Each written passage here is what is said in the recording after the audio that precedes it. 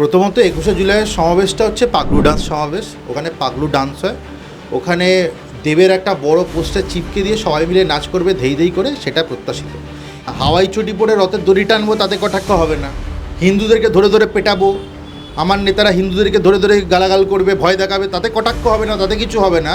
কিন্তু ভারতীয় জনতা পার্টি যদি হিন্দুদের নিয়ে কিছু করে বা হিন্দু কোনো আচার আচরণ করে বা কোনো ধরনের এরকম কিছু করে, ফেস্টিভ্যাল বা পুজো, সেগুলো নিয়ে কটাক্ষ হবে। তৃণমূল করলে কোনো কটাক্ষ হবে না। আমাদের দলের এই যে খিস্তিবাজ একগাদা নেতা রয়েছে, যে বিভিন্ন জায়গায় বিভিন্ন রকমভাবে কাঁচা খিস্তি তারা মুখ দিয়ে বেরিয়েছে তাদের, কিন্তু সবাইকে ছাপিয়ে গেছে অনুব্রত মণ্ডল। ওখানে তুলসী বেদি ভাঙছে, ইট মেরে ভেঙে উপড়ে ফেলে দেবে তুলসী বেদি, আর পুলিশ ওখানে কোমরে হাত দিয়ে দাঁড়িয়ে আছে। ওই দিন অভিযোগ এসেছিল কিন্তু যে সকাল থেকেই তাণ্ডব চলেছে, পুলিশ ওখানে কোমরে হাত দিয়ে দাঁড়িয়েছিল। এই জিহাদি বাহিনী, লুঙ্গি বাহিনীর বিরুদ্ধে কোনো ব্যবস্থা নিতে পারেন। এই হচ্ছে পুলিশের অবস্থা। আর হুমায়ুন কবির নিয়ে কথা, হুমায়ুন কবিরকে তো পরের বার মনে হয় হিন্দু শোষণ মন্ত্রীটা দেবে যদি এরা ক্ষমতায় আসতে পারে, কারণ উনি 70-30-এর ভাগ বুঝিয়েছিলেন।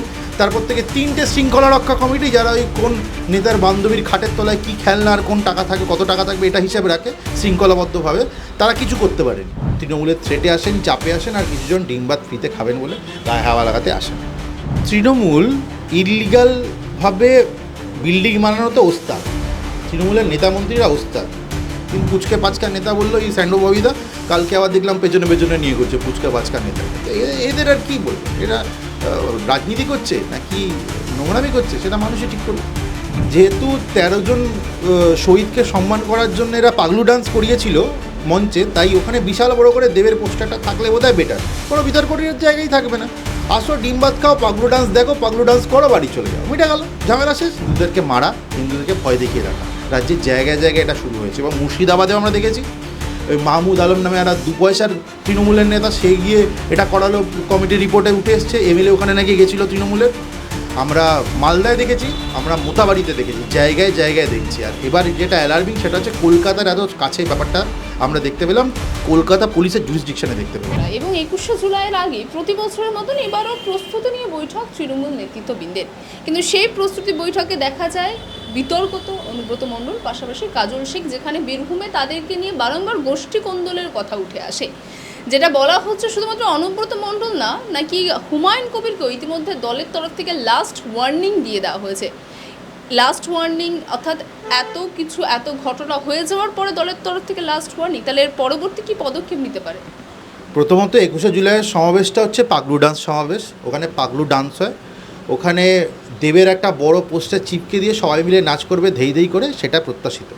এর বাইরে সিরিয়াস কোনো পলিটিক্যাল ডিসকোর্সের আলোচনা ২১শে জুলাই নিয়ে হতে পারে না। যেই লোকজনরা আসেন, অনেকে ভয়ে আসেন, তৃণমূলের থ্রেটে আসেন, চাপে আসেন, আর কিছুজন ডিমবাত ফ্রিতে খাবেন বলে গায়ে হাওয়া লাগাতে আসেন। তো এই গেল সমাবেশের বিষয়।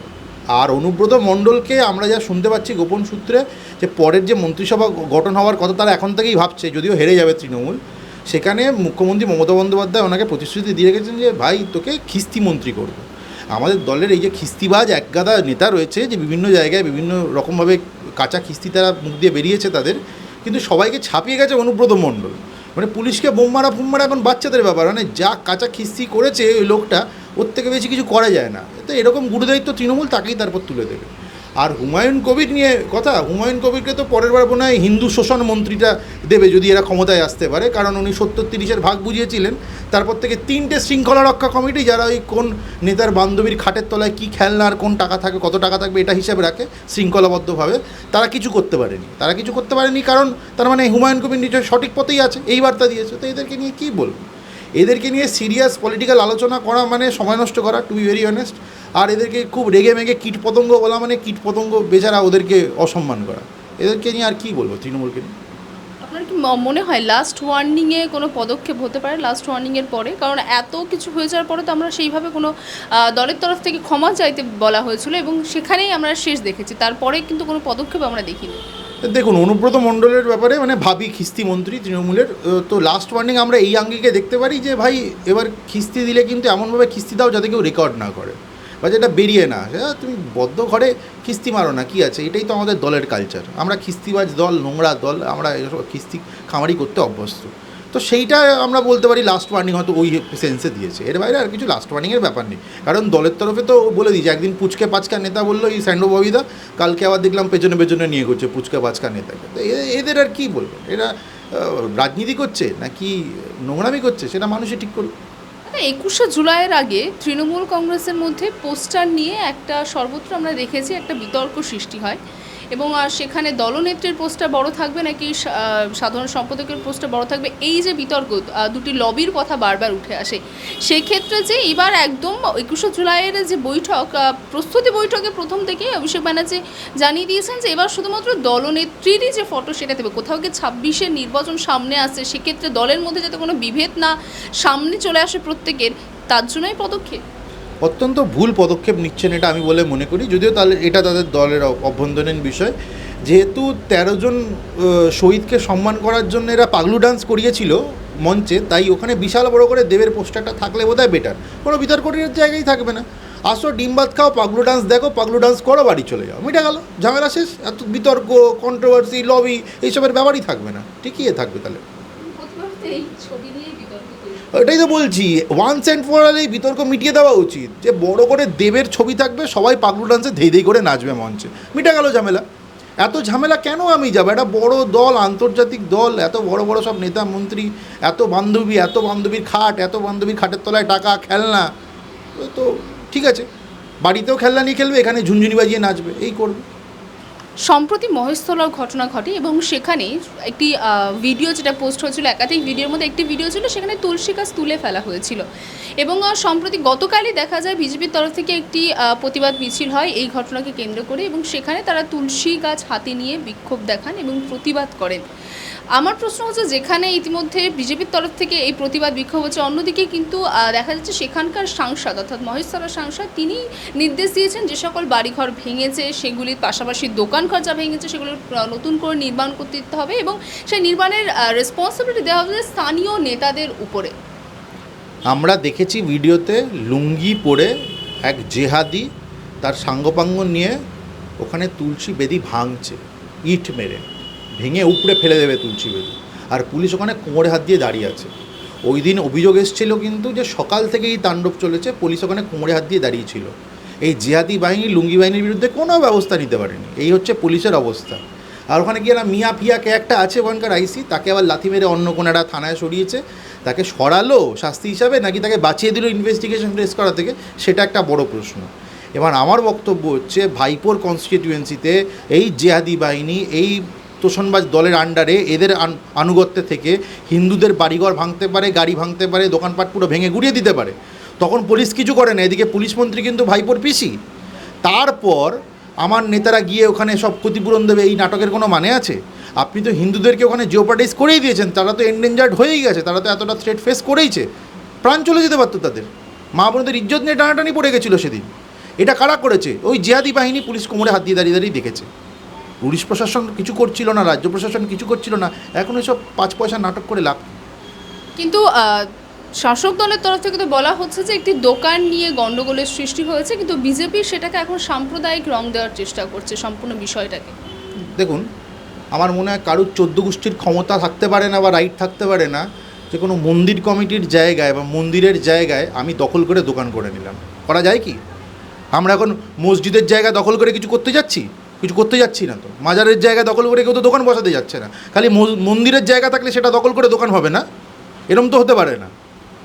তো এইটা বুঝতে হবে প্রথমে, মন্দিরের জায়গা দখল হবে, দোকান হবে, লুঙ্গি পরে ওখানে বসবো, এই বিক্রি করবো সেই বিক্রি করবো, সেটা তো হতে পারে না। তাহলে তুমি অন্য একটা জায়গায় দোকান করো, মন্দিরের জায়গাটা মন্দিরের জন্য রাখতে দাও, ওখানের সঙ্গে হিন্দুদের ভাবাবেগ রিলিজিয়ান জড়িয়ে, এটা বুঝতে হবে, সিম্পল ব্যাপার। সেই জন্য তুলসী বেদি ভাঙা এই অছিলায় সেটা কিন্তু চলতে পারে না। আসলে বিষয়টা হচ্ছে, যে কোনো অছিলায় হিন্দুদের ওপর আক্রমণ, হিন্দুদেরকে মারা, হিন্দুদেরকে ভয় দেখিয়ে রাখা, রাজ্যের জায়গায় জায়গায় এটা শুরু হয়েছে। এবং মুর্শিদাবাদেও আমরা দেখেছি, ওই মাহমুদ আলম নামে একটা 2 পয়সার তৃণমূলের নেতা, সে গিয়ে এটা করালো, কমিটির রিপোর্টে উঠে এসছে, এমএলএ ওখানে নাকি গেছিলো তৃণমূলের। আমরা মালদায় দেখেছি, আমরা মোতাবাড়িতে দেখেছি, জায়গায় জায়গায় দেখছি। আর এবার যেটা অ্যালার্মিং সেটা হচ্ছে কলকাতার এত কাছে ব্যাপারটা আমরা দেখতে পেলাম, কলকাতা পুলিশের জুরিসডিকশনে দেখতে পেলাম। একটা শ্রেণী সংখ্যাগরিষ্ঠ হলে কেন সেখানকার সংখ্যাগরিষ্ঠদের এই ধরনের সিচুয়েশন ফেস করতে হচ্ছে? একটা শ্রেণী ফেনি বলে রেখে রেখে কথা বলার কোনো মানে নেই। বেসিক্যালি হিন্দুদেরকে বিপন্ন করা হচ্ছে, হিন্দুদেরকে থ্রেট করা হচ্ছে। লুঙ্গি বাহিনী করছে এটা, এবং কাদের বদান্যতায় করছে আমরা সবাই বুঝতে পারছি, তৃণমূলের বদান্যতায় করছে। যদি রাজ্য প্রশাসন সঠিক পথে এগোতো এবং সঠিক হাতে এদেরকে ট্যাকেল করতো, তাহলে এই পরিস্থিতি কোথাও হতো না। ইতিমধ্যে আমরা জানি যে আহমেদাবাদে একটি বিমান দুর্ঘটনা ঘটে, এবং সেই বিমান দুর্ঘটনা যেমন এখনও পর্যন্ত তার কিভাবে কি হয়েছে সেই ঘটনাবলী যাচাই করা হচ্ছে। অন্যদিকে এই ঘটনার পরেই নজরটা কলকাতা বিমানবন্দরের দিকেও ঘোরানো হয়েছে, এবং কোথাও সেই বিষয় নিয়ে কিন্তু উদ্বেগ প্রকাশ করেছে অনেকেই। যেটা বলা হচ্ছে যে কলকাতা নেতাজি সুভাষচন্দ্র ইন্টারন্যাশনাল যে বিমানবন্দর রয়েছে, সেখানে আশেপাশে যদি আমরা দেখি বিমানবন্দরের বাইরে কিন্তু অনেক যে বিল্ডিংগুলি কিন্তু নতুন নতুন গজিয়ে উঠেছে, এবং সম্প্রতি যদি এই সময় কোনো ব্যবস্থা নেওয়া হয় তাহলে ভবিষ্যতে কিন্তু আরও মূলত যেই ঘটনা কিছুদিন আগে আমরা আহমেদাবাদে দেখলাম সে ধরনের ঘটনার পুনরাবৃত্তি হতে পারে। যদিও বিমান বন্দর যে কর্তৃপক্ষ সেখান থেকে কিন্তু বারংবার এই বিষয়ে নোটিশ পাঠানো হয়েছে, কিন্তু তার জবাব তারা পায়নি। সেটা 2022-এ পাঠানো, 2023-এ পাঠানো। তাহলে যদি কোনো এর পরবর্তী সময়ে এই ধরনের ঘটনা কলকাতা বিমানবন্দরে, তাহলে তার দায়টা কে নেবে? তৃণমূল ইললিগালভাবে বিল্ডিং বানানোতে ওস্তাদ, তৃণমূলের নেতামন্ত্রীরা ওস্তাদ। ওখানে ইললিগাল বিল্ডিং উঠেছে, কাদের বদনামে উঠেছে এটা পরিষ্কার আমরা জানি। আর খালি তাই কেন, ওখানে একজন এগরোল মন্ত্রী আছে, আগে এগরোল বিক্রি করতেন, তারপর তৃণমূল করে এখন তিনি নাকি কোটিপতি হয়েছেন। তা সে একটা পুজো করে নাকি, সেখানে লেজার শো এমন করেছিল যে ওখানে বিমান নামতে উঠতে অসুবিধা হচ্ছিল। এদের কিছু যায় আসে? কিছু যদি হয়ে যায় আজকে, মানুষের যদি প্রাণ যায়, তারপরে এরা দোষারোপ করতে নামবে। এদের কিচ্ছু যায় আসে না, এরা পয়সাটা তো কামিয়ে নিল, পয়সা কামিয়ে নিয়েছে, জায়গা বেচে বিল্ডিং তৈরি করে ইললিগালি যা করার করে পয়সা কামিয়ে নিয়েছে। এদের কিচ্ছু যায় আসে না, এদের যত চিঠি দেওয়া হোক, যত কিছু জানানো হোক, এদের কিচ্ছু কোনো অসুবিধা নেই। পকেট ভরে গেছে তো, ওই পকেট ভরা নিয়ে পকেটে রাখার জায়গা নেই, এবার বান্ধবীদের খাটের তলায় থাকবে, সেখানে খেলনা নিয়ে খেলা হবে। এই তো কালচার এদের, এদের থেকে আর কি এক্সপেক্ট করা যায়? ভয়ঙ্কর। এই ঘটনার পরে রাজ্য বিজেপির তরফ থেকে কি কোনো ধরনের মানে এই বিষয় নিয়ে কোনো ব্যবস্থা বা তাদের তরফ থেকে কি কোনো মানে এগিয়ে আসবে? কারণ কোথাও যে এই বিষয়টি সকল সাধারণ মানুষের স্বার্থ এর সঙ্গে জড়িয়ে রয়েছে। খালি আহমেদাবাদের ঘটনার সঙ্গে এটার লিঙ্ক করে বিজেপিকে বলার কোনো মানে নেই, কারণ বিজেপি প্রথম থেকে এই ইললিগাল যে প্রমোটিংয়ের ব্যবসা বা এভাবে জমি দখল, পুকুর বুঝিয়ে ওখানে বিল্ডিং তোলা, এটার বিরুদ্ধে বলে আসছি আমরাই। এটার বিরুদ্ধে আর কেউ বলেনি। আমরা জায়গায় জায়গায় নিয়ে আন্দোলন করেছি, জায়গায় জায়গায় বিক্ষোভ করেছি, কিন্তু এরা করেই যাচ্ছে, জায়গায় জায়গায় করে যাচ্ছে। আমরা কি ভুলে গেছি নাকি কিছু মাস আগে জায়গায় জায়গায় বিল্ডিং হেলে পড়ে ভেঙে যাচ্ছিল? কেন? সব ইললিগালি তৈরি করা বা জলা জমি বুঝিয়ে তৈরি করা। এটা তৃণমূল যেহেতু পৌরসভায় আছে, তৃণমূল যেহেতু সরকারে আছে, তৃণমূলটা দেদার করেই যাচ্ছে। এই হচ্ছে বিষয়। একদম শেষ প্রশ্ন দিকে যাব। ইতিমধ্যে আমরা জানি যে 27শে জুন রথযাত্রা রয়েছে, এবং রথযাত্রার কথা এই জন্যই বলছি যে কিছুদিন আগে দীঘার জগন্নাথ মন্দির উদ্বোধন হয়, এবং তাকে ঘিরে বিতর্ক যেন পিছু ছাড়ছে না। নানান বিতর্কের মধ্যে জড়িয়েছে, প্রসাদ বিতর্কেও কিছুদিন আগে জড়িয়েছে, এবার রথযাত্রা আসছে। অন্যদিকে শুভেন্দু অধিকারী তিনি বলেছেন যে 27শে জুন বিশাল বড় একটি মূলত যেই যাত্রার পথ দিয়ে রথযাত্রা করা হবে, সেক্ষেত্রে বড় পদক্ষেপ নেওয়া হবে। আপনার কি মনে হয় আবারও আপনারা এর জন্য কটাক্ষের মুখে পড়বেন? কারণ রামনবমীতে যেখানে শুভেন্দু অধিকারী বলেছিল 1 কোটি মানুষের জমায়েত হবে, সেখানে কিন্তু শাসক দলের তরফ থেকে বা অন্যান্য রাজনৈতিক দলের তরফ থেকে অনেক কটাক্ষ আপনাদের শুনতে হয়েছিল। না, হাওয়াই চটি পরে রথের দড়ি টানবো, তাতে কটাক্ষ হবে না। হিন্দুদেরকে ধরে ধরে পেটাবো, আমার নেতারা হিন্দুদেরকে ধরে ধরে গালাগাল করবে, ভয় দেখাবে, তাতে কটাক্ষ হবে না, তাতে কিছু হবে না। কিন্তু ভারতীয় জনতা পার্টি যদি হিন্দুদের নিয়ে কিছু করে বা হিন্দু কোনো আচার আচরণ করে বা কোনো ধরনের এরকম কিছু করে, ফেস্টিভ্যাল বা পুজো, সেগুলো নিয়ে কটাক্ষ হবে। তৃণমূল করলে কোনো কটাক্ষ হবে না। কেন? তৃণমূল লুঙ্গিদের নিয়ে কিছু বললে, লুঙ্গি বাহিনীকে নিয়ে বললেও কটাক্ষ হবে না, হিন্দুদের নিয়ে কিছু বললেও কটাক্ষ হবে না। তৃণমূলের সে রাইট আছে, আর যত সাম্প্রদায়িকতার দায় সে হচ্ছে ভারতীয় জনতা পার্টির। এটা যদি ন্যারেটিভ হয়, তাহলে মানুষ এই ন্যারেটিভ বেশি দিন কিন্তু নেবে না। বাংলা হাটের আরো খবর দেখতে নজর রাখুন। বাংলা খবর মানেই বাংলা হাট।